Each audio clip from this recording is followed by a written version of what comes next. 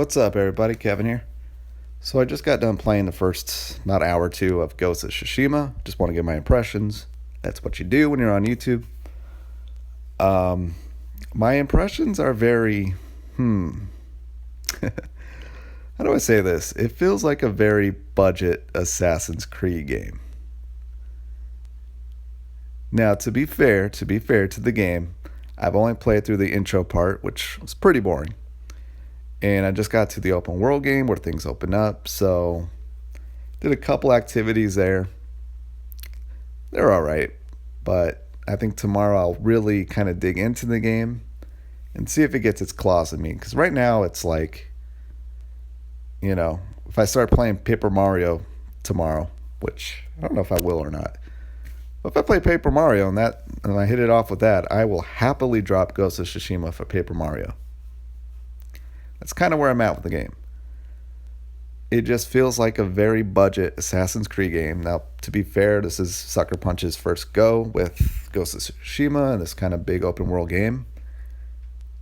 Not to be fair, I never played Infamous Second Son, so that I don't know how big that open world was or what carried over here. But I mean, you look at a series like Assassin's Creed. They've been doing it for well over a decade now. Many, many, many titles. There's a lot of flaws, especially in Odyssey and the most recent games, but they know how to make that type of game. And I mean, I personally loved Odyssey. This just kind of feels like a step back. I mean, you make a game like Assassin's Creed Odyssey or just Assassin's Creed in general. Yeah, I'm going to compare the two. And I just think the traversal in this game is just not as good. I really don't think the combat's as good either.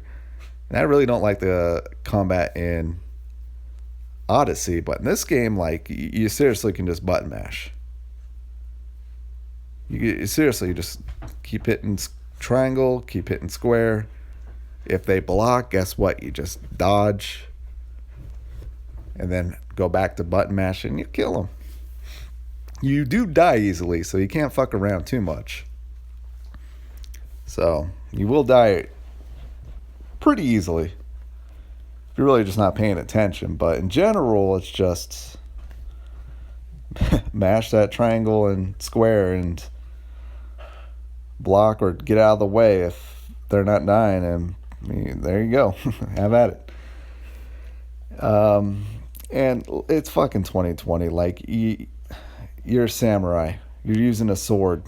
When you slash somebody, I want to see that sword cut into meat. I want to see the meat cut. I want to see limbs fly off. I want to see heads fly off. Doesn't happen that much, but I mean, it does. But man, it's probably the most disappointing part of the game.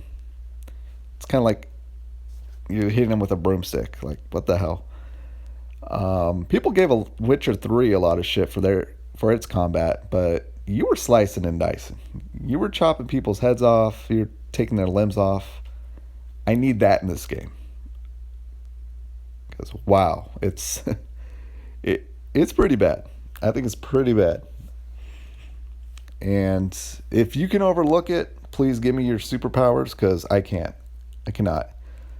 Something that I can't overlook is the 30 frames per second, which is pretty crazy. Pretty crazy. Yeah, Sony, they're pretty good at making 30 frames per second games. I'll give them that. This one I don't notice too much, probably because the camera zips around real fast that you hardly notice it, even though you do, especially timing in the combat. But yeah, so that's, you making a good 30 frames per second game. Sucker Punch, I'll give you that. Story is just, you're just very dry, kind of boring. I'm just like, okay. I mean, they're setting everything up. I've only played the first hour or two. I do like Jin. I do like that other female character. I'd like to see where that goes, but I don't know what I need. I don't know if I'm looking for humor or just maybe something a little more dark. But yeah, Mongolians come in and take over and murder everybody. It's like, all right, okay. Jin has to follow a samurai code, meets a woman who's like, yo, fuck that. We need to survive. We need to save these people. And goes into flashback mode. So I got PTSD from The Last of Us Part 2 with all the flashbacks. And yeah, my first hour or two, there's quite a bit of them. I'm like, really? Fuck. And it really screws up the pacing. There's a part where he goes up and like sneak attack, murders somebody. And he's just kind of holding them there. And it goes into a flashback. I'm like, bro, we got like 5 other enemies we need to kill. But he goes to a flashback mode. Uncle telling him when he murders somebody, you look him in the eye.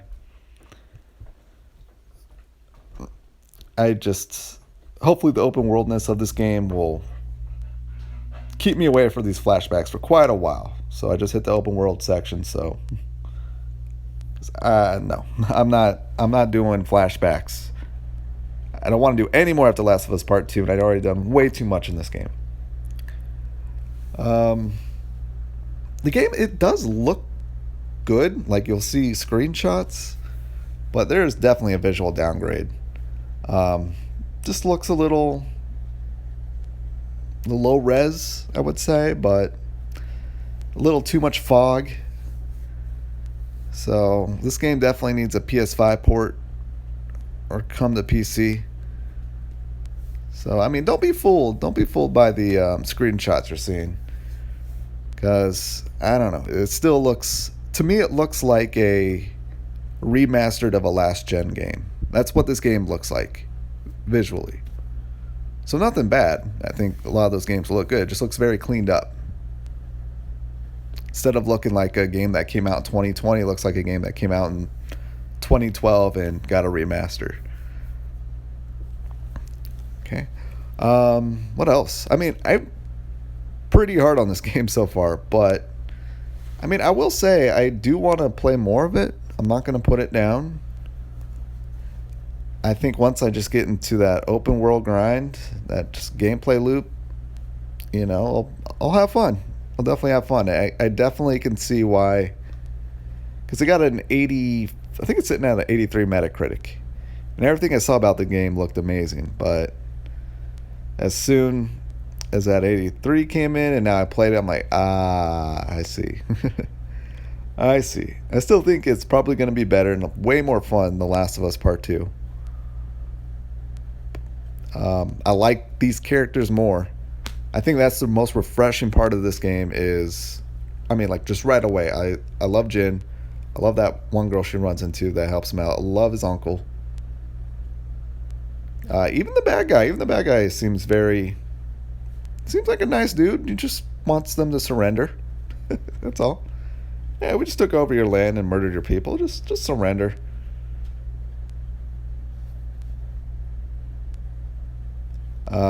Yeah, and the facial animations look great. The lip syncing great. Voice acting is superb. So I'm not trying to just shit on the game. To me, you know what this game feels like? It feels like it's gonna be the next Mad Max. It's gonna be my Mad Max. Just a game that I just started playing and go, yeah, this is. I don't really care for this. I mean, it's all right, I guess. And by the end, I end up loving it. I could see this being my next Mad Max. And if that's the case, then hell yeah. Hell yeah. And yeah, I mean, thank you, Sucker Punch, for making Assassin's Creed Japan. We've been screaming at Ubisoft for it forever. And you did it here. Looking forward to Ghost of Tsushima 2. I mean, am I really? I still haven't even beat this game. But I think it's starting to get its claws on me the more I talk about it. The fact that I even want to make an impressions means it's in my head. It's living in my head now. Which is good. But yeah. Tell me what you think in the comments. It's really late. I should go to bed. But I will talk to you later. Later.